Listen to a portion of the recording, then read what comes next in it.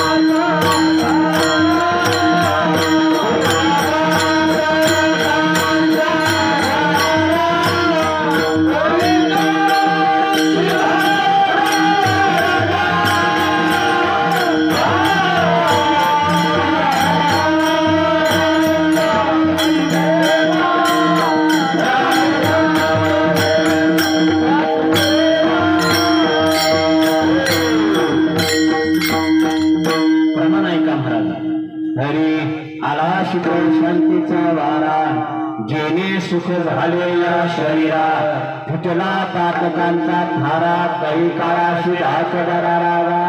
सद्गुरूंच्या संतांच्या गावचा वारा जरी आला तरी आपले दोष पातक नाही शिवतात आणि काळाला धाक बसतो. एवढ्या अधिकार त्या संत पुरुषांचा आणि सद्गुरूंचा आहे. आणि अवस्था नसताना एवढ्या कडाक्याच्या उन्हातून 11 वाजता काढत बसले आणि तुमच्या आमच्यासाठी आले. शारीरिक अवस्था नसताना या ठिकाणी कीर्तनशाळा धर्माचार्य धर्मगुरू सद्गुरू माऊली ज्ञानानंद दादा महाराजांची पण ती मदताम राशिकाय तोर पड पालीची महान रायभरे शिव माझ्याकडे आली. मी माझं भाग्य समजतो आपल्या सर्वांची सेवा करण्याची संधी प्राप्त झाली. दादांनी आज्ञा केली सेवके करावे सांगितले काम आणि म्हणून सेवेसाठी निवडलेला अभंग. जगाचे जगद्गुरु संत सम्राट महाराष्ट्र भूषण संत धर्माचे मानकवी देवगावचे सुप्रसिद्ध संत आणि बारावीचे शिरोमणी तुकाराम महाराज यांच्या गाठेतील विनंती करा अभंगाच्या प्रसंगी आपल्या सर्वांच्या सेवेसाठी किंबहुना भगवंताच्या नामसंकीर्तनासाठी निवडला अभंग आहे.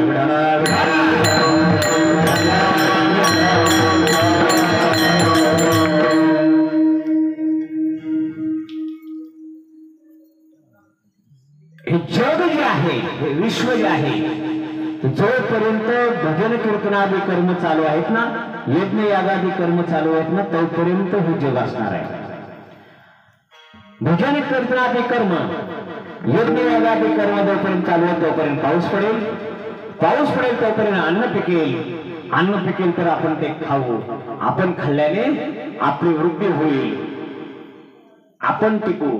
अन्यथा भजन कीर्तनादी कर्म आणि यज्ञ यागादी कर्म बंद पडले तर पाऊस थांबेल, पाऊस थांबला तर अन्न पिकणार नाही आणि अन्न पिकला नाही तर आपण खाणार काय? प्रश्न आहे का नाही? काहीच खाऊ शकत नाही. आणि म्हणून भजन कीर्तनादी कर्मासाठी संतांनी तुम्हाला आम्हाला बोलावलं. सगळ्यांशी येते आहे अधिकार कलियुगी उद्धार हरीच्या नामे. आता असू द्या, हात लावू नका. हरी विठ्ठला विठ्ठला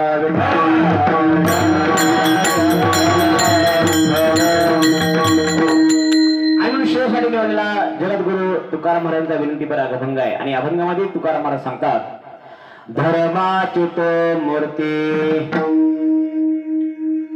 धर्माची मूर्ती, धर्माची जी मूर्ती आहे त्या मूर्तीच्या हातात तुमच्या आमच्या पाप पुण्याचा लेखाजोखा आहे.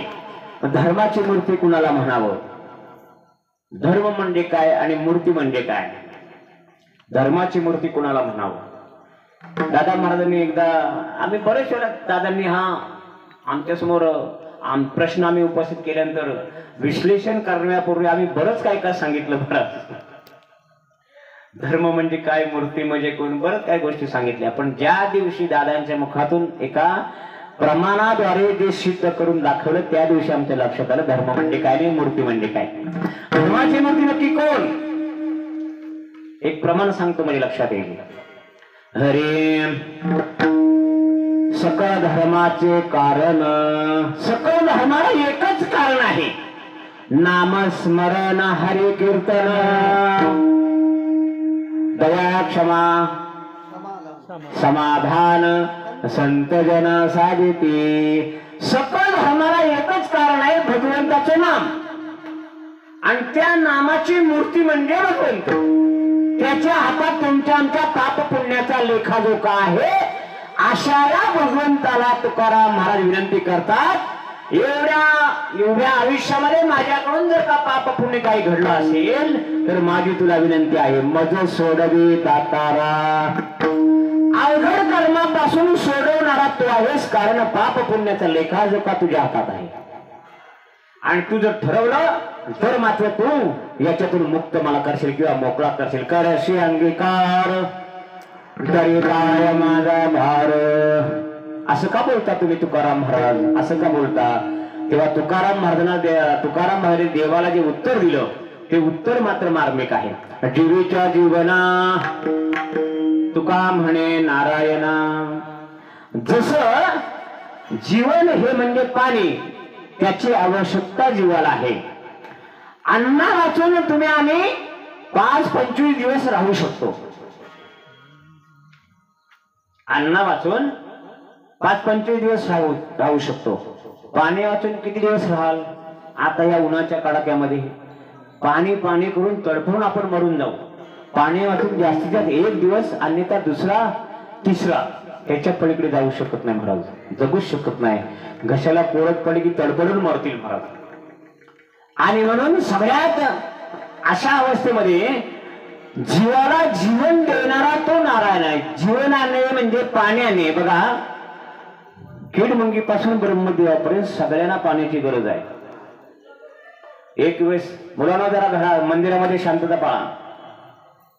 तुम्ही चांगलं काम करताय याच्यात शंका नाही, कारण या नामसप्त्यामध्ये विना कसा सांभाळा हाच मोठा प्रश्न आहे. म्हणजे इथंच नाही, सगळीकडे आहे. आणि म्हणून म्हाताऱ्या माणसावरती आलेली पाळी तुम्ही सांभाळता, यात सगळ्यात महत्वाचं काम आहे. पण शांततेत काही दोऱ्या बिऱ्या काय असेल सांभाळा. आणि तुम्हाला दुसरी गोष्ट सांगतो, देवाच्या समोर खोबऱ्याची वाटी त्यात गुळ आहे. देवाला समोर खाल्ला तरी चालेल, पण पाळा सोडू नका महाराज. आम्ही कर्नाटकमध्ये महाराज कीर्तनाला गेलो होतो. कर्नाटकमध्ये 5 मुलं होती विण्याचे पारेकरी. 2-2 तासाने आंघोळ करायचे गार पाण्याने, आणि तसे डोळे कपडे घेऊन विण्याचा पारा चालू ठेवायचे. 7 दिवस एक नाही, फक्त शांतता बाळा असू द्या. 7 दिवस किती? त्या 5 मुलांनी 7 दिवस पारा केला. त्यांना फक्त सांगा बोलू नका, बाकी काय बोलू नका, वच गडबड नको. 7 दिवस पाण्याने ते 2-2 तासाने आंघोळ करायचे महाराज. आणि त्यांना हात लावायचं नाही, विनेकरी म्हणून लांबून दर्शन करायचं महाराज. विण्याचा पारा आता या ठिकाणी कसं त्यांच्या जीवनात हे घडलं काय माहिती नाही महाराज, पण फार भाग्याने ही सेवा मिळते. अखंड हरिनाम सप्ताह, खंड नाही पाडायचं त्याच्यामध्ये. तो विना गळ्यात घ्यायचा आहे, अखंड घ्यायचा आहे. आणि माशी सेवा त्यांच्या जीवनात प्राप्त झाली. त्या सेवेचं फळ जरूर मिळेल, पण आज अज्ञानावश ते कळत नाही. त्याचा अधिकार अज्ञानावश कळत नाही. आणि जेव्हा ते त्यांच्या अडचणीच्या काळात त्यांना ते ज्ञात होईल ना, तेव्हा ते त्या ठिकाणी सारखे येतील महाराज. आणि ही नांदी आहे, सुरुवात आहे, ही सुरुवात आहे. पुढे हे सगळं त्यांनाच करायचं आहे, बरोबर ना दादा? कोणी करणार? कोण? तुम्हीच करणार ना पुढं, का बंद ठेवणार? ठेवणार ना. आता शिकून घ्या. येथे वडील जे जे करते तेव्हा नाव ठेवते. वडिलांनी जे जे चांगलं काम केलं की नाही ते धर्माचं आहे. आणि मग धर्माची पताका बाबांनी उभी केली, दादांनी ते त्याचं संगोपन केलं आहे.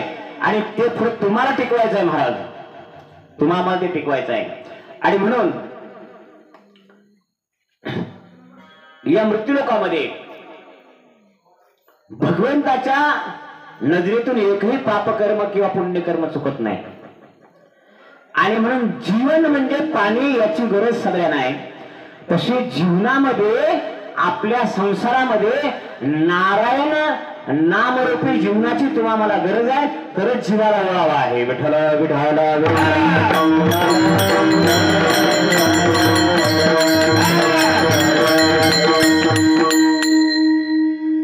आज खर तर मागणी पर विनंती पर अभंग, आज विनंती पर अभंग आहे. मागणी पर घेतला तरी काही हरकत नाही, पण देवाला विनंती केली. या ठिकाणी विनंती करत करत तुकाराम महाराज देवाकडे मागतात. विनंती करत करत पहिलं देवाला काय केलं माहितीये का? आता शेठला येऊन समजा आता काय कीर्तन आहे, आता काय मागायचं नाही, सप्ताह झाला आणि शेठ समजा खाली बाजारात भेटली आणि मला काय अडचण आहे, 1500 पेट्रोलला पैसे नाही, CNG भरायचं आहे, तर शेठ कडून पैसे काढायचे, पण अगोदर त्यांना हरभरे झाड काढायला पाहिजे ना. काय शेठ तुमची कीर्ती या भागात, आणि तुमच्याकडे आले तर काय सेवा तुम्ही करता. तुमचं कुटुंब त्या सगळ्या सेवेमध्ये असतो, आम्हाला कधी कशाची कमी पडू देत नाही. काय कधी आलात तुम्ही, काय नक्की कुठे जाताय, तर नाही आता चाललोय महाडला, असं करते का. जरा 1-2 हजाराची गरज होती. आता शेठनं पहिला हरभरे झाड चढवलेले म्हटलं तर शेठ काय नाही म्हणणार का? तसे तुकाराम महाराज देवाला पहिला हरभऱ्याच्या झाडावर चढवलं, त्याची स्तुती केली. धर्माची तू मूर्ती, पाप पुण्य तुझं हाती. देव जरा छातीत फुगला. अजूनपर्यंत असे माझी स्तुती करणारा कोण भेटला नव्हता, पण तुकाराम महाराजांनी काय केलं, त्या स्तुती करता करता सहज त्याच्याकडून मागून घेतलं. मद सोडवी दातारा, कर्मापासून दुसरा. अवघड कर्मातून मुक्त करणारा जीवाला, देहाला नव्हे. अवघड कर्मातून, दुस्सर जे न फिटणारे कर्म आहेत, अशा दुस्सर कर्मातून मुक्त करणारा तो एकच आहे. आणि त्यालाच तुकाराम महाराज धर्माची मूर्ती म्हणतात. आणि म्हणून त्या धर्माच्या मूर्तीने केलेलं कार्य आपल्या समोर ठेवल्याशिवाय तो धर्माची मूर्ती कसाही लक्षात येणार नाही.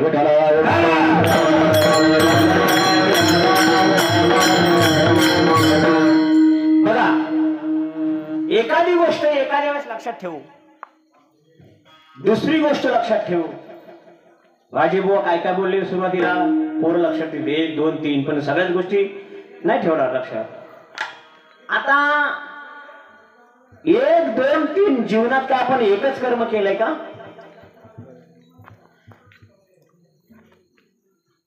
तू सांगून जरा शांत बसा मुलांनो, नाहीतर आपापल्या घरी जा. बघा, वसुदेवाची बहीण, इकडे तुम्ही इकडे लक्ष द्या, माझ्याकडे लक्ष द्या, अजिबात बोलू नका. वसुदेवाची बहीण सत्यवती,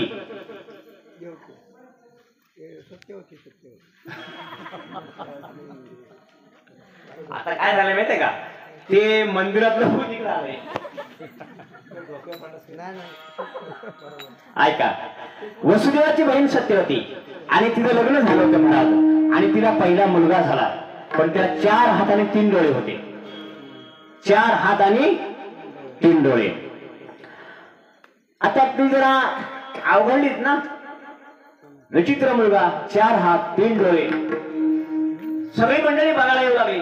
आणि पूर्वीचा काळ होता, त्या काळी काय व्हायचं, मूळ जर झालं का नाही, तर नात्या गोत्यातील परिसरातून मंडळी बघायला यायचे 5वी वर्षाला अशा वेळेस. आता कोणी येत नाही, कारण 5वी वर्ष घरात होत नाही. मी काय बोलतो का? हा, मग तुम्हीच बोला. वसुदेवाच्या, माफ करा, सत्यवतीच्या घरी अनेक मंडळी येऊन बघून गेले. त्याच ते जातक वगैरे बघतो का नाही, ब्राह्मणाकडे आपण चिठ्ठी काढतो, नाव वगैरे, ते सगळं बघण्यात आलं महाराज. ते बघण्यात आल्यानंतर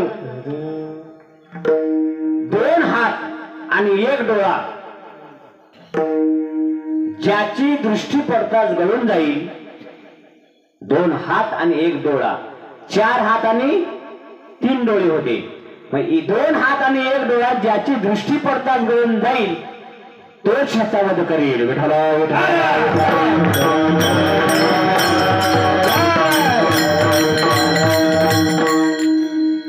आपल्याला काय पाहिजे आहे, धर्माची मूर्ती, पण पाप पुण्याचा लेखाजोखा त्याच्याकडे कसा आहे बघा. आता वसुदेवाला बलरामाने कृष्णाला सांगितलं, ताप आत्याला मुलगा झालाय आणि आम्ही त्याला बघून येतो. वसुदेव देवकी ही सगळी मंडळी हो म्हटली, जाऊन या. आता हे गेल्यानंतर त्या बाळाला त्या सत्यवतीने भगवान कृष्णाच्या हातात दिलं. आता कृष्णाने त्याला हातात घेतले तर त्याच्याकडे पाहिल्याबरोबर त्याचे 2 हात आणि 1 डोळा गळून पडला महाराज. आणि हे त्या सत्यवतीला लक्षात आलं, त्या सत्यवतीने त्याचे पाय धरले, कारण त्याचं जातक तसं पाहिलं त्यांनी सांगितलं होतं. कृष्णाने माफ करा, आत्याने कृष्णाचे पाय धरले सत्यवतीने. कृष्ण म्हणतो, आत्या असं काय करते? नाही म्हणलं, कृष्णा मला वचन दे. आणि तुला काय वचन मी देणार, तू पाय का धरते? नाही म्हटलं, याचं जातक पाहिलं, त्याने सांगितलं की याचे 2 हात आणि 1 डोळा गळून पडेल ना, तोच ह्याचा वध करेल. म्हणजे तुझे दृष्टी पडतात 2 हात गळले, 1 डोळा गळला, म्हणजे तूच याला भविष्यात मारणार आहेस, आणि म्हणून माझ्या मुलाला अभय दे, असं मला वचन दे. आता तो सर्वज्ञ, बरोबर ना, भगवान श्रीकृष्ण हा सर्वज्ञ. अंतरेचे बीज जाणे करबरा, व्यापक सकळा ब्रह्मांडीचा. तो चतुर होता, सर्वज्ञ होता, त्याच्या लक्षात होतं, त्याला माहिती होतं. आत्याला शब्द देताना असा शब्द दिला त्याने, म्हणजे आत्या ठीक आहे, मी तुला वचन देतो, पण याचे मी 100 गुन्हे माफ करीन, याचे मी 100 कर्म माफ करीन, 101 वा गुन्हा याला मी माफ करणार नाही. आत्या म्हटला 100, 1 ना 2 नाही ना 100. मेला तेवढे कर्म वाईट करू देणार, तेवढे गुन्हे करूच देणार. आता लहान होता तो. त्या ठिकाणी कृष्ण बघून मागे फिरला, बलरामला मागे फिरले, आणि वाढता वाढता तो 28-25 वर्ष झाला. आणि मग राजसूय यज्ञ निर्माण झाला महाराज पांडवांच्या घरी, राजसूय यज्ञ. आणि त्या यज्ञामध्ये सर्व राजांना आमंत्रित केलं होतं. त्या ठिकाणी भगवान श्रीकृष्ण होता. आणि मग त्या ठिकाणी एक प्रश्न निर्माण झाला, आता या यज्ञामध्ये अग्रपूजेचा मान कुणाला द्यावा, पहिली पूजा कोणाची करावी. आणि म्हणून त्यामध्ये मंथन झालं. बसले राजाने विचार केला, आणि एकमुखी भगवान श्रीकृष्ण म्हणजे कृष्णाची पूजा सगळ्यांनी करावी. आता त्याच्यामध्ये कृष्णाची पूजा करावी असे ज्यांनी आज्ञा केली ते असे साधे नव्हते महाराज. भीष्माचार्य, द्रोणाचार्य, कृपाचार्य असे महान विभूती त्या ठिकाणी होत्या, आणि त्यांनी सगळ्यांनी एकमुखाने मान्य केलं महाराज. पण हा मूर्ख शिशुपाळ उठला, अरे म्हणला हा नंदाचा कार्टा, म्हणला वसुदेवाचा पोर, हा काय साधायचा, हा चोर आहे म्हटला, गोकुळचा चोर. याने दहीदूध चोरलंय, गवळ्याच्या सुनाना असलेल्या, आणि हा साधा नाही, खोडकर आहे म्हणजे खोडकर, आणि याची पहिली पूजा करता हे मान्य नाही. असं करता करता तो 100 अपशब्द कृष्णाला बोलला महाराज. अनेकाने सांगितले, शिशुबाळा खाली बस बाळा, शिशुबाळा अरे तुझ्या आईचा शब्द आठव. भगवान श्रीकृष्णाने सांगितलं, आठवण करून दिली, पण त्याने ऐकलं नाही. मग मला सांगा आपला विषय काय आहे? धर्माचे तो मूर्ती, पाप पुण्य कुणाच्या हातात? त्याच्या हातात. भगवान श्रीकृष्णाने प्रत्येक अपशब्द मोजत बसला महाराज. 1, 2, अरे हा चोर आहे, याने गवळ्याच्या सुना नासवल्या, लोकांच्या घरी याने दहीदुधाचे डेरे फोडले, लोकांच्या गोट्यातली गुरं सोडली, वासरांना दुसऱ्याच्या दावणीला बांधली महाराज. असा हा खोडकर आहे. असं बोलता बोलता अरे 150 झाले, मी आत्याला शब्द दिलाय 100 गुन्हे माफ करेन. 80 झाले, शिशुपाळा खाली बस. 90 झाले, अरे 95 झाले, 96, 97, 98, शिशुपाळा खाली बस. बाला नाही म्हणजे 99 झाले. आता तरी माझा ऐक, 100 झाले. अरे म्हणला गोकुळच्या चोरा म्हटल्यावर भगवंताने लगेच सुदर्शन आज्ञा केली. 101 वा गुन्हा त्याने उच्चारला आणि त्याचं मुंडकच छाटलं महाराज.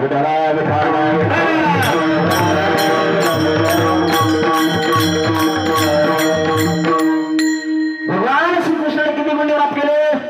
आत्याला दिल्या शब्दाप्रमाणे 100 गुन्हे माफ केले. 101 वा अपराध शिशुपाळ झाला आणि भगवंताने सुदर्शन त्याचे मुंडकं छाटलं. हाच विषय तुकाराम महाराज अभंगाच्या पहिल्या चरणात.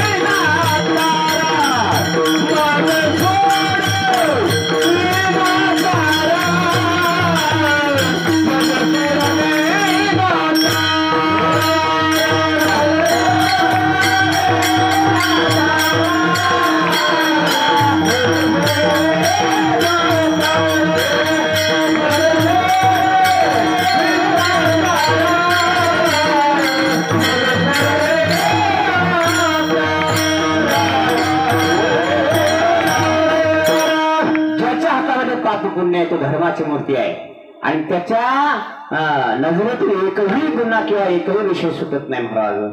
त्यांनी काय केलं, शिशुपाला समजावून सांगितलं, त्याला हुशार केले, त्याला आठवण करून दिली, तुझ्या आईला मी वचन दिलंय 100 गुन्हे माफ करेन, तू 100 पाप मी काय करेन सहन करेन, पण 101 पाप मी सहन करणार नाही. आणि त्या ठिकाणी 99 झाले आणि थांब 100 झाले, याच्या पुढे अपशब्द बोलू नको, पण ऐकला नाही महाराज आणि 101 अपशब्द बोलला. त्याच्यातून निर्माण झाल्या पापामुळं भगवंताने काय केलं, सुदर्शनला आज्ञा केली, त्याचं मन उडवलं. आता तो शिशुपाळ कलियुगामध्ये या मृत्यू लोकामध्ये आहे. कुठं आहे तो? भेटला का कधी तुम्हाला तो शिशुपाळ? मला भेटला का कधी? तडाका बसला का त्याचा? हा नाही बघा, एकदा तरी तडाका बसला असेल, नाही तर आमच्या कोकणात आता गरमीत तुम्हाला तडाका बसून त्याचा. आता जो विंचू आहे का नाही, तो शिशुपाळ आहे. त्याचं मणकं उडवलं भगवंताने. त्याला विंचूला डोकं आहे का? नाही, पण त्याचे ते 100 गुन्हे भगवंताने माफ केले ना. आपले 100 गुन्हे झाले, 101 गुन्हा झाला की लगेच ठोकतो. खरंय ते महाराज? मग तुम्ही 100 गुन्हे केले असाल तेव्हा 101 गुन्हा झाला, त्या दिवशी तुम्हाला त्याने ठोकलं. आणि हा सिद्धांत आहे महाराज, चुकणार नाही. आपल्याकडून 100 दोष झाले, 101 गुन्हा झाला की लगेच तो ठोकतो. त्याला म्हणावं शिशुपाळ. शिशुपाला सांगून ऐकलं नाही महाराज. आणि असा हा कर्माचा पाप पुण्याचा लेखाजोखा ठेवणारा भगवंत धर्माची मूर्ती आहे. त्या भगवंताकडे आपण काय करावे, विनंती करावी. कशासाठी? अवघड कर्मातून आपल्याला मुक्त करण्यासाठी. तुकाराम महाराज म्हटले, मज सोडवी मज सोडवी मज सोडवी दातारा. तो दातारा शब्द वापरला महाराज. जगामध्ये तो एकच दानशूर आहे. विटेवरी ज्याचे पाऊले समान, तो एक दान शूरदाता. दातारा अनेकांना त्याने दान केलं महाराज. अनेकांचे प्रसंग त्याने आपल्यावरती घेतले म्हणून दातारा अनेक शब्द वापरला. मज सोडवी दातारा. त्याच्या पुढे तुकाराम महाराज सहज देवाला सांगतात, देवा तुला आता मी स्तुती केली, आता तू सोडवणार आहे, सिद्ध झालाय, आणि म्हणून मला काय करशील, मी तुझ्या काय मागतो, तुला काय विनंती करतो, कर्मापासून दुसरा. आता मला सांगा, दुसर जे कर्म न सरणार आहे त्या अवघड कर्मापासून मुक्त करणारा जगामध्ये मायबाप पण नाही महाराज. तुम्हाला एक प्रमाण सांगतो. हरी अहिल्याशिवा राघवे मुक्त केली, परी लागता दिव्य होऊन गेली. विशेष सगळ्यांच्या लक्षात आला असेल. गौतम ऋषी पत्नी महाराज अहिल्या आणि हे ऋषी स्नानाला गेले असताना इंद्राने त्या गौतम ऋषीचं रूप धरलं आणि जाऊन त्या अहिल्याच्या आश्रमामध्ये गेले आणि त्या ठिकाणी बघितलं तर गौतम ऋषी सारखेच दिसणारे. म्हणले मला प्रेमाने आलिंगन घ्यायचं किंवा द्यायचंय. ती जरा त्याला काय म्हणतात बावरली जरा. आता हे स्नानाचं टायमिंग आहे, तुम्ही स्नानाला निघून गेलात, मागं का फिरलात. कदाचित मनामध्ये असा विषय आला की माझा पती एवढा वासनिक नाही. मग यावेळेस हा प्रेमाने आलिंगन का मागतो, नक्की कोण आहे. आता नाही द्यावं तर पतीच्या रूपाने आहे, कोण आहे कळलं नाही. नाही दिलं तर पतिव्रता धर्माचं पालन होणार नाही, या ठिकाणी पतिव्रता धर्म खंडन होईल. आणि म्हणून त्या ठिकाणी प्रेमाने आलिंगन दिलं आणि स्नान करणाऱ्या गौतम ऋषीच्या विषय लक्षात आला. त्याने येऊन पाहिलं, मग मात्र त्याने शाप दिला. काय शाप दिला महाराज. अरे इंद्रा, पहिला इंद्र शाप दिला. अरे इंद्रा, इंद्र पडली भंगा, चंद्र झाला काळा, नारद तारा. कशामुळे वासनेमुळे महाराज.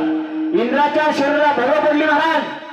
भगेंद्र, आता भगेंद्र रोग आहे ना, तो पहिला इंद्र झाला. कशामुळे गौतम ऋषीने शाप दिला म्हणून झाला महाराज. इंद्र पळून गेला. मग ह्या अहिल्याकडे गौतम ऋषी वळले आणि तिला शाप दिला, तू दगड होशील. शिळा म्हणजे दगड. तिने पाय धरले महाराज.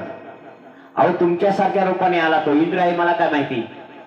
नाही आलिंगन द्यावं तर तो गौतम ऋषीच्या रूपाने आला. माझा पतिव्रता भंग पावेल आणि पातिव्रत्य टिकवण्यासाठी मी त्याला आलिंगन दिलं, पण तो इंद्र निघाला हे मला कसं समजणार. मग मात्र त्या गौतम ऋषींच्या विषयी लक्षात आला आणि गौतम ऋषीने काय केलं, उशाप दिला. कधी एकदा या रस्त्याने प्रभू रामचंद्र जातील आणि त्यांच्या चरणराजाच्या स्पर्शाने तुझा उद्धार होईल. विठ्ठला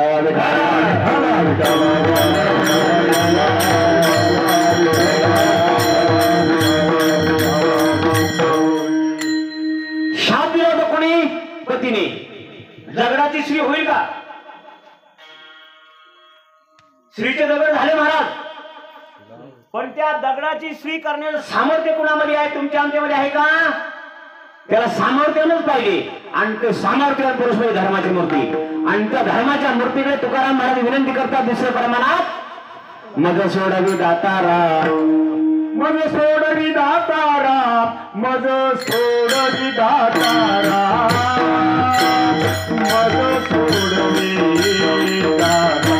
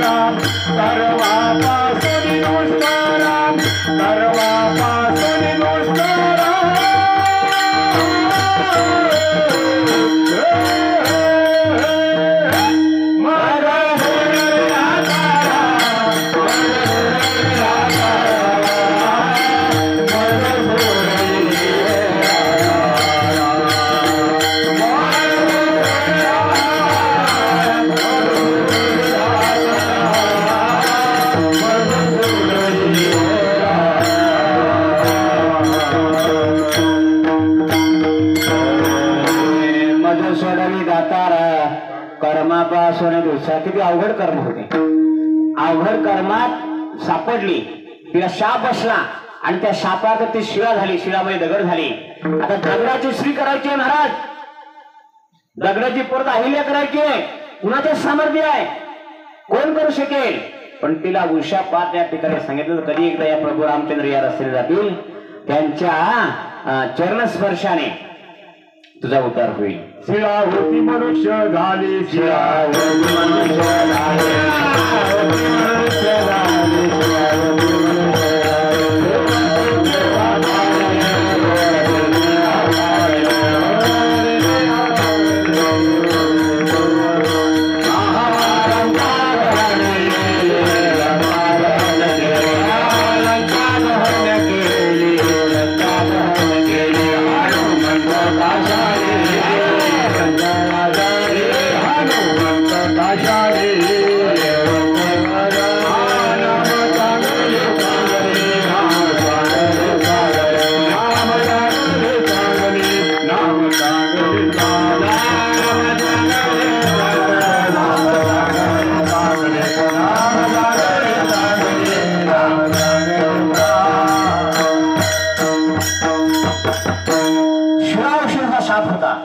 पण ती शिळेचा उद्धार झाला. शिळा होती मनुष्य झाली, थोर कीर्ती वाका नेले, हा लंका दहन केली हनुमंत काशाने.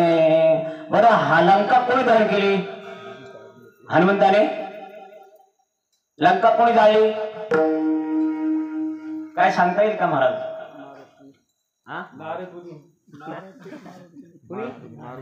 लंका कोणी दहन केली? मोठ्याने बोला. चूक. चुकीचं आहे. लंका कोणी दहन केली महाराज?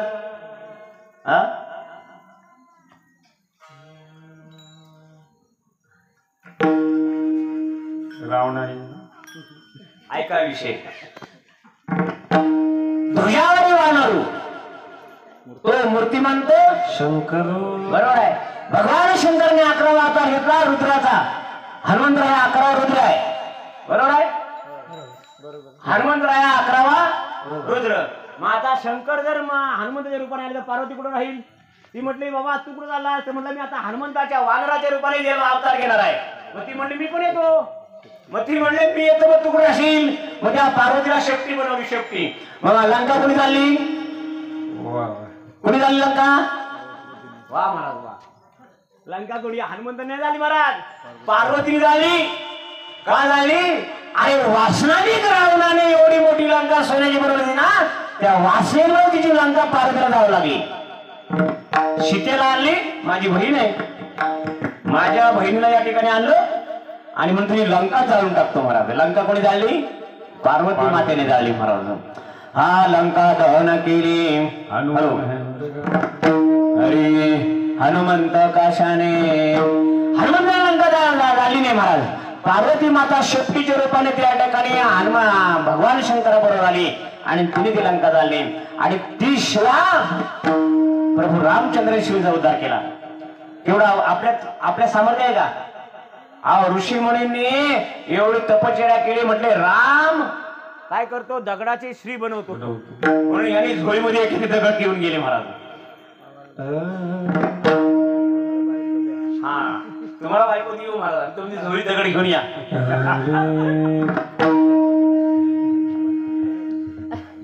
तुम्हाला लवकरच बायको देऊ. एक दिवशी भेटायला यांना तेव्हा झोळीत दगड घेऊन या. प्रभू रामचंद्रांनी सांगितलं झोळीत काय आणलं तेव्हा बाहेर ठेवा, हे माझं काम नाही. त्या गौतम ऋषीने सांगितलं होतं म्हणून माझा अवतार करावा लागला. असे दगडाच्या शिवा करत बसलो तर महाराज हे सगळे दगडच माझ्याकडे येतील म्हणजे आम्हाला स्वीकार. अवघड कर्मातून मुक्त करणारा हा सिद्धांत या ठिकाणी सिद्ध करायचा होता. आणि म्हणून त्या ठिकाणी प्रभू रामचंद्राच्या स्पर्शाने दगडाची शिवा म्हणजे अहिल्या झाली. अहिल्या शिवा राघवे मुक्त केली, तरी लागता दिव्य होवणी गेली. मज सोडवी दातारा कर्मापासून दुसरा. त्याच्या पुढे जाऊन सांगतात तुकाराम महाराज देवाला, अरे धर्माची तू मूर्ती आहेस, पाप पुण्याचा लेखा का तुझ्या हातात आहे आणि तू दातारा मध्ये दान करणार आहेस. आणि म्हणून मी तुझ्याकडे मागितलं काय? अवघड कर्मापासून मुक्त कर.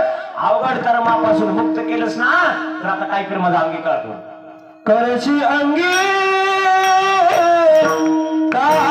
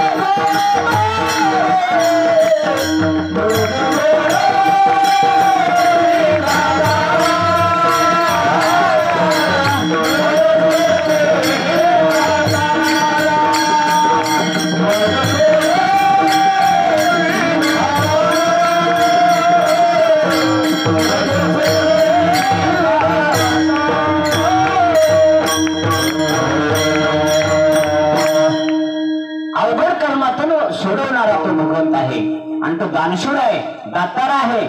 आणि भगवंताकडे संधी वरून तुकाराम महाराजांनी काय केलं, करशी अंगीकार तरी काय माझा भार. अरे अनेकांना तू तुझ्या स्वरूपाची मुक्ती करून दिलीस, तुझ्या स्वरूपाप्रत मिळवलीस, तुझ्या वैकुंठ धामाची प्राप्ती करून दिलीस, माझा तुला भार वाटतो का? आणि म्हणून तुकाराम महाराज देवाकडे सहज मागितलं, करशी अंगीकार तरी काय माझा भार. ज्यांना अज्ञानवश कळलं सुद्धा नाही त्यांचा तो अंगीकार केलास महाराज.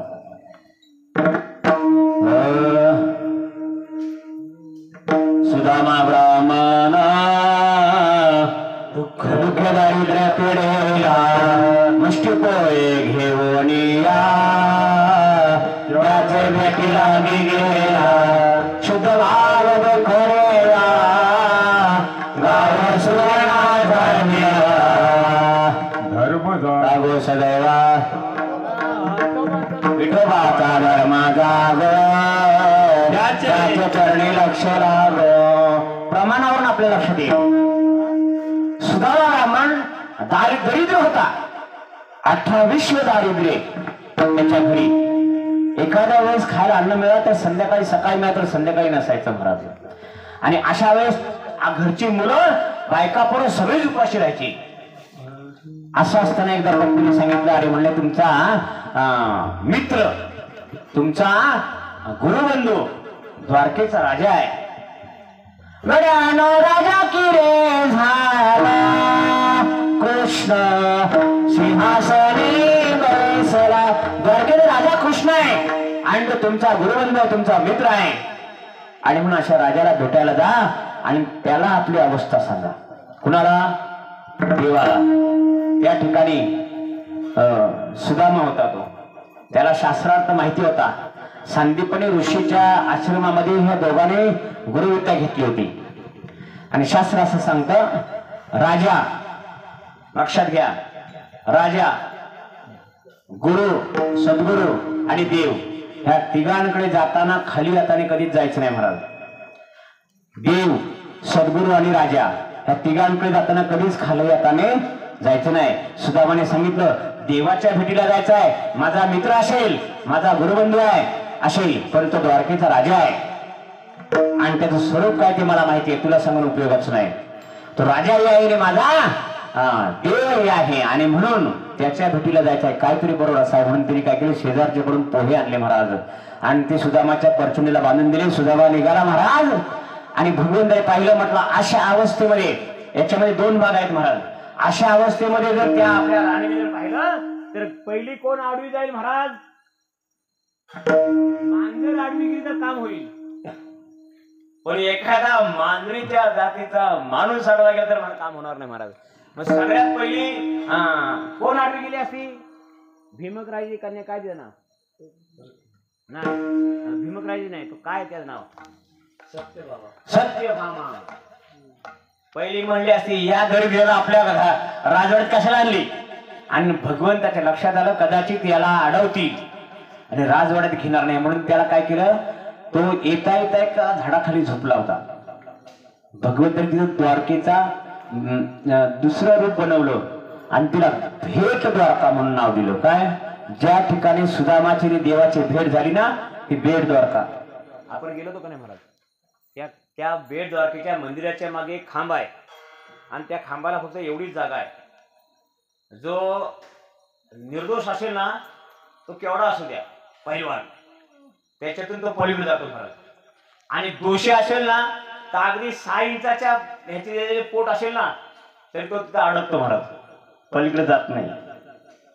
ती भेट द्वारका, त्या ठिकाणी भगवान श्रीकृष्ण सुदामाची भेट घेतली. सुदामा निघाला होता आणि त्या सुदामा झोपलाच नाही. सुदामाला त्या स्वप्न नगरीमध्ये सगळी भेट द्वारका जी आहे ना, त्या ठिकाणी निर्माण करून तिथं ते आपल्या द्वारकेचं राज्य दाखवलं महाराज. नंतर मग मात्र इकडं त्या ठिकाणी 16 आपल्या 16 सगळ्या स्त्रिया होत्या. रुक्मिणी पाण्याने गेली, तोपर्यंत भगवंताने काय केलं, अश्रूने त्याचे पाय धुतले महाराज. आणि सुदामाला त्या ठिकाणी पाहुणचार करून आपले कपडे दिले, त्याला आसनावर बसवलं. आसनावर बसवलं. दररोज पंचपक्वानाचं भोजन. पंचपक्वानामध्ये काय काय असतं महाराज? पंचपक्वानाचं भोजन आपल्याला सांगायला वेळ नाही महाराज. आता हे सगळी माझ्याकडे बघतात कधी एकदा संपतंय. आता हे काय टीव्हीला लावलेला चॅनल नाही मला, पिक्चर 3 तासाशिवाय संपत नाही. हे काय आपल्या हातातलं आहे. आता जरी तुम्ही म्हटलात ना जे वाटत तरी हरकत नाही, कारण हे आपल्या हातातलं आहे. पण शेवट करताना जरा व्यवस्थित करूया. एवढे 2 तास मी वरडलोय, म्हणजे तुम्ही थोडस माझं ऐकाल आणि शेवट आपण जरा चांगला करूया. चांगला म्हणजे काय, शेवट देवाला शेवट गोड झाला पाहिजे. हा शेवट गोड झाला पाहिजे. देवाला असं मागायचं की वर्षभर पुरलं पाहिजे महाराज. आणि म्हणून त्या ठिकाणी काय त्याचं नाव, सुदामा. आणि सुदामाला त्या ठिकाणी राज ड्रेस दिला, आपल्या आसनावर बसवलं, पंचपक्वान्नाचं भोजन. आणि 2 दिवस 3 दिवस झाले सुदामा खाली मान घालून जेवायचं महाराज.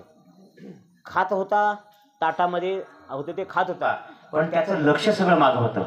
मी तर पंचपक्वान्नाचं खातो, माझी मुलं चटणी भाकर मिळेल का, मिळली असेल का, आज उपवास आहेत का, जेवले असतील का, ह्या सगळ्या गोष्टी असं करता करता अश्रू गळायचं महाराज. देवाचे लक्ष द्यायचं. पण देवाने काय केलं होतं, तिने कशाला पाठवलं होतं, जा तुमचा मित्र द्वारकेचा राजा आहे त्याच्याकडे काहीतरी मागा म्हणजे आपली परिस्थिती सुधरेल. पण त्याला मागा ही मागण्याची वेळच येऊ देत नाही. कारण सांगतो तुम्हाला, भक्ताच्या अंतःकरणात जेव्हा मागण्याचं बीज निर्माण होत नाही, भक्ताच्या अंतःकरणात, माणसाचा नाही, लक्षात घ्या. माणूस आणि भक्त याच्यात मोठा फरक आहे. माणूस आणि भक्त, जे आस्थेचे भक्त होते ते सगळे कीर्तनात बसले, बाकीचं काय बोलायचं ना. भक्त एकदा त्याच्या मागण्याचं बीज निर्माण झालं की त्याला कळतं, अंतरीचे बीज जाणे कळा, व्यापक का सकळा. सुदामाने गाव का सोडलं, त्याचे नगर का सोडलं, त्याची पत्नी म्हटली की काहीतरी मागा. मग सुदामा काहीतरी मागणार आहे. काय मागणार आहे तर 18 विश्व दारिद्र्य त्याच्या घरी आहे, ते संपलं पाहिजे. आणि मग सुदामाच्या घरी ऐश्वर्य आलं पाहिजे. मग सुदामा येतो कुणाकडे, द्वारकेच्या राजाकडे मागा येतो. मग जर द्वारकेच्या राजाने एक झोपडीचं समजा घर बांधून दिलं असतं तर लोक काय म्हणले असते, अरे द्वारकेचा राजा आणि त्याचा हा गुरुबंधू, आणि त्याला बांधून काय दिलं, 3 लाखाचं घर. एवढंच देव म्हटलं माझं पण नाव राहिलं पाहिजे, म्हणून सुदामाची नगरी सोन्याची बनवली 3 दिवसात. शुद्ध भाव देखून या भाव सुवर्णाचा दिला, करशी अंगीकार तरी काय माझा भार. सुदामाने सांगितलं नाही. विषय पुढे ऐका.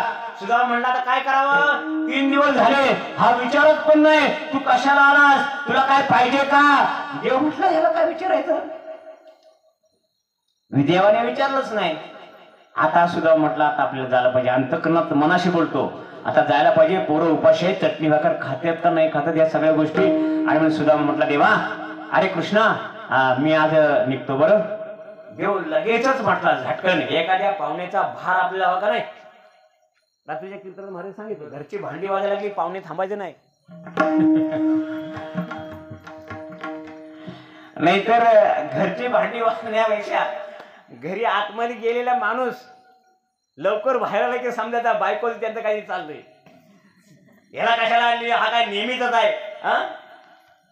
असो. सुदामा म्हटला जातो बरं. देव म्हटला लगेच जा.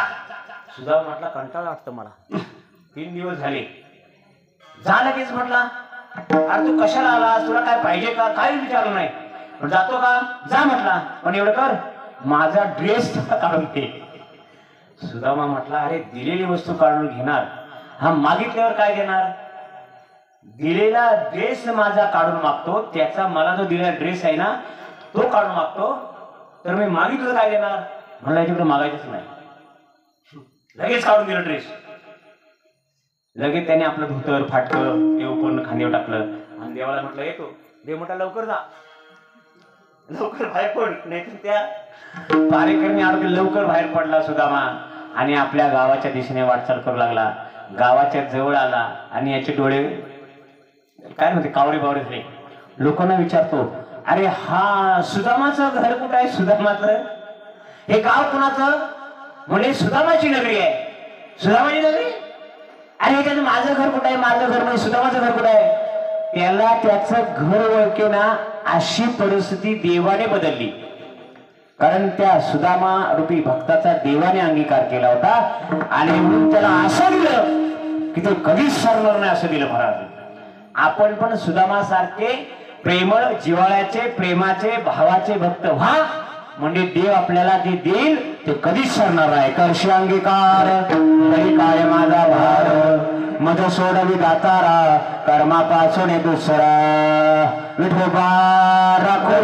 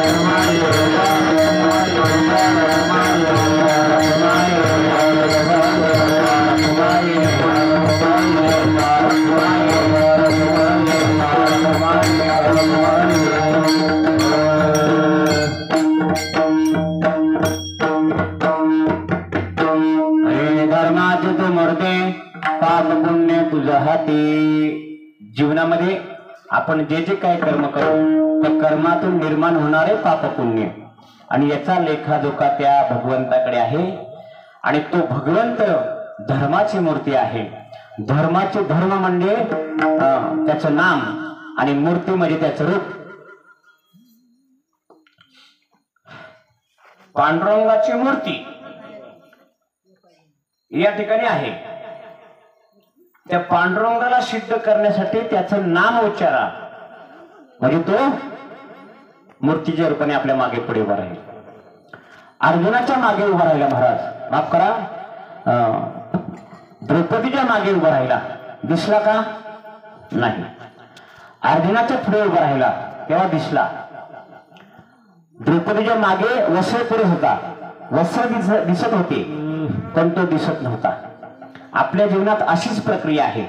आपल्या जीवनामध्ये तो आपल्याला प्रसंगामध्ये अशा गोष्टी पुरवतो पण तो तुम्हाला दिसत नाही. एक सिद्धांत आहे माऊलीचा, तो हा विठ्ठल बरवा, तो आणि हा विठ्ठल बरवा आहे, तोही बरवा आहे आणि बरवा आहे. मग त्याला पाहायचं असेल तर पहिला याला जाणला पाहिजे, त्याला पाहायचं असेल तर याला जाणलं पाहिजे. मग याला जाणणारी वस्तू जगात कुठल्याच बाजारपेठेत मिळत नाही महाराज आणि ती वस्तू देवही देऊ शकत नाही. तुकाराम महाराजांनी इतर संतांनी सिद्धांत मांडलाय, तुझ्या नामाचा महिमा तुझा तुका म्हणे आम्हा तुझ्या नामाचा महिमा तुला कळला नाही असं जेव्हा देवाला निक्षून सांगितलं, प्रभू रामचंद्राला हनुमंतराला सांगितलं, अरे देवा तुझ्या नामाचा महिमा तुला कळला नाही. राम म्हटला, अरे माझ्या नावाने दगड करतात, राम नामाने माझ्या हाताने का दगड करत नाही, माझ्या नामाने दगड करतात का नाही समुद्रावरती, माझ्या हाताने दगड करली पाहिजे. प्रभू रामचंद्र पहिला टाकला, दुसरा टाकला, तिसरा टाकला, मग बाजूला बघितलं हनुमंतराया बाजूला आहे. तेव्हा तुकाराम महाराज प्रमाणामध्ये त्याला उत्तर दिलं, तुझ्या नामाचा महिमा तुझं न कळे मेघश्यामा तुका म्हणे आम्हा जन्मगड यासाठी. देवाला लक्षात आलं माझ्या नामाचा महिमा मला कळलेला नाही, मग ते नामाचा महिमा मला कोण सांगेल, विठ्ठल विठ्ठल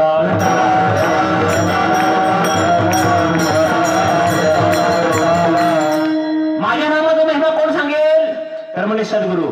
आणि म्हणून रामाने सद्गुरु केले, परब्रह्म राम वशिष्ठा शरण कृष्ण सांदीपणी गुरु केला.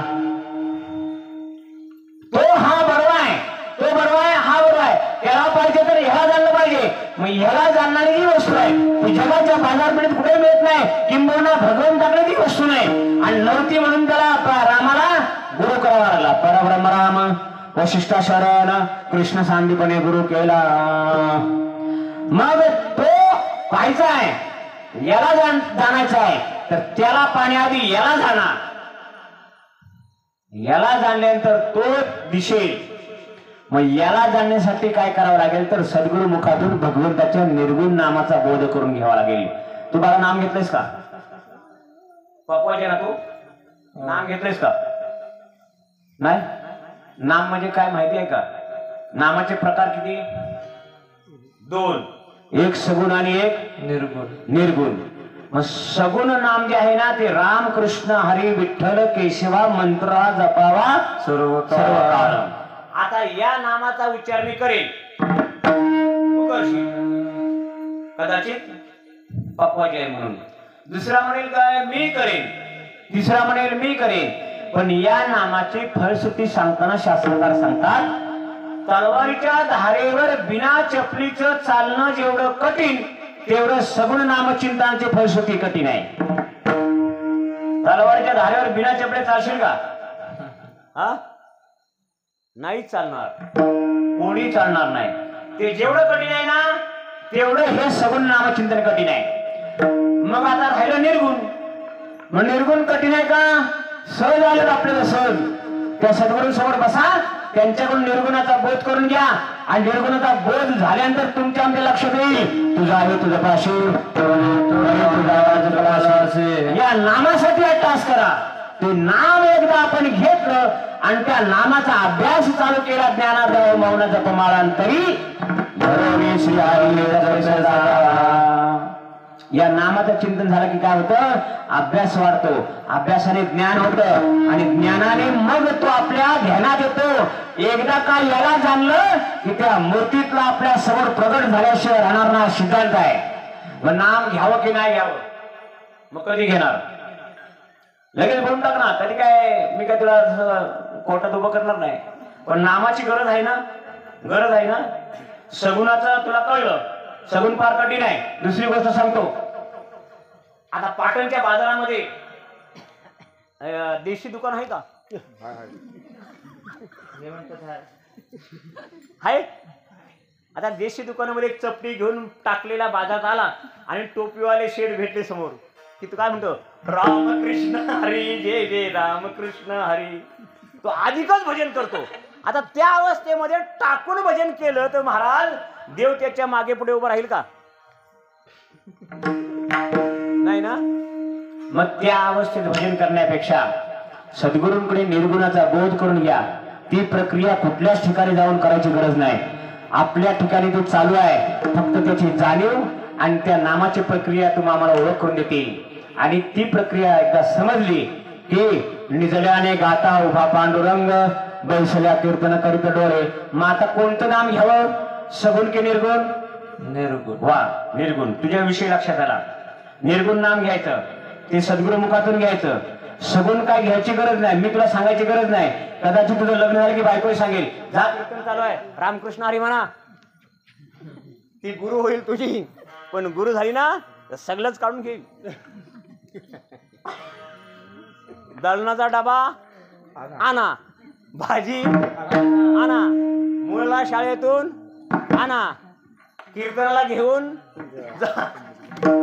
असो हे तुझ्यावर घेऊन काय. आता तू काय कर माहितीये का? पुढच्या वर्षाला 10 ते 15 मुलांना हा विषय वर्षभर सांग आणि 10 ते 15 मुलं नाम घेण्याची तयार कर. तुझ्या जीवनात तू पुढाकार घेतलास तर त्या 14 मुलांना नामाला तू तयार केलं, त्याचं जे फळ आहे ते तुझ्या जीवनातला बोनस आहे महाराज.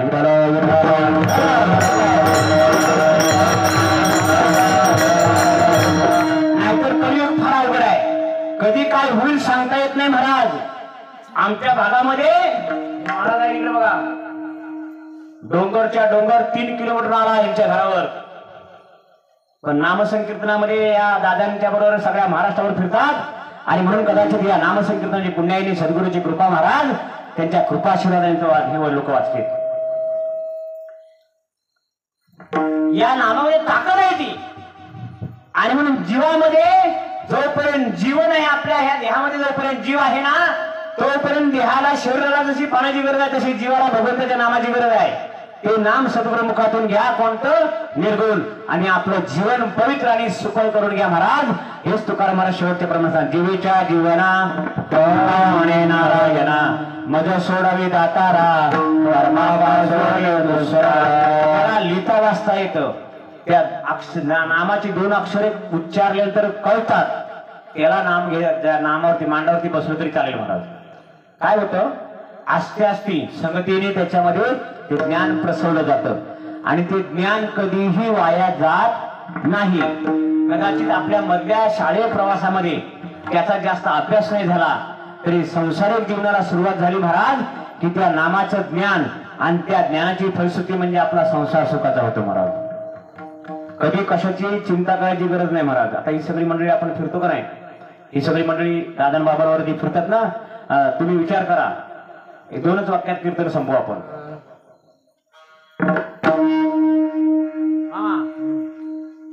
आता शेठ भाजवण करायचे आपल्या, काय वर्षभर संसार करायचा आहे. कळ तोडा किती दिवस? पहिल्यापासून का गवत काढायला किती दिवस? गवत काढायला संसारासाठी तुम्हाला 2 खंडीचा भात काढायचा आहे. गवत काढायला किती दिवस? 4. 5-6 माणसाचे 4 दिवस. हा, कळ तोडायला 8 दिवस, बरोबर आहे. तो उतरायला 4 दिवस, तरवे भाजायला 5 दिवस. गणित करा ना लगेच पुढं. हा, भाजून झाली, मधी बसायला 2 महिने, नंतर पेरायला 2 दिवस, पेरल्यानंतर उगवल्यानंतर ते लावायला किती दिवस? 5 दिवस, बरोबर आहे. 2 खंडीचा भात केलेला आहे तर 5 दिवस. लावलं की त्याला पाणी बिनी घाला, ते मध्ये दिवस आता सोडून द्या. थोडं कापायला 2-3 दिवस, झोडायला 1 दिवस, भात वारून घरी आणलं की ते दळून आणायला 1 दिवस. झाले किती दिवस? 40 ते 45 दिवस. एक म्हणजे हा वर्षभर धंदा चालू आहे. ही मंडळी देव दिवाळी झाल्यापासून शेवटच्या एकादशीच्या दादांच्या कार्यक्रमापर्यंत जवळजवळ 45 दिवस फिरतात दादा बाबांबरोबर. तुम्ही लोक फिरता का? तुम्ही दोन खंडी कमवता, पिकवता, आणि हेही 2 खंडी पिकवतात. किंबहुना यांचा त्या तुमच्यापेक्षा 2 दाणे सरस होतात का? संत कृपा आहे तिच्या बरोबर, सद्गुरूंचा आशीर्वाद आहे. आता चला वारीला. नाही म्हणले भात शेती करायची आहे ना, चला वारीला. नाही, शेती करायची. चला देव दिवाळीला. नाही, 1 दिवस तिकडं पाटणला काम आहे. चला म्हणले आता सप्तमी येते बाबांची. नाही, मग गावागावातून एकेकाने 2-2 माणसं येतात. मी काय सांगतो लक्षात घ्या, जेवढा आपला आयुष्यातील तास आपण परमार्थात खर्च करतो नाही तेवढे आपल्या संसारात सुखाने देव दिवस आणि तास आपल्याला परत देतो, किंबहुना त्याचे डबल देतो. आणि म्हणून कमाला कबीर सांगतो, हरी संतांचे पायी खर्चावे शरीर, सांग कसे कबीर कमाळाशी. संतांच्या सेवेमध्ये हे शरीर खर्चावं म्हणजे काय करावं? पायवारी आहे, देवदिवाळी आहे, तुमची आपली गुरुपौर्णिमा आहे, सप्तमी आहे, अशा कार्यक्रमाला या ठिकाणी नामसप्त आहे, परिसरातील लोकांनी इथे यावं आणि यांना सहकार्य करावं. श्रवणाचं, इतर गोष्टीचं याला खर्च आहे असं म्हटलेलं आहे. आणि या संत संगतीमध्ये ते आपले थोडे जातात, जेवढे तास जातात तेवढे तास किंवा त्याच्या डबल तास आपल्या संसारामध्ये सुखाचे येतात महाराज. आणि म्हणून लक्षात घ्या, जीवेच्या जीवरा तुका म्हणे नारायणा, मध सोडावी दातारा, कर्मापासून दोषरा. सगळं ज्या संतांचे त्या संतांचं प्रेमाने भजन करूया. ज्ञानेश्वर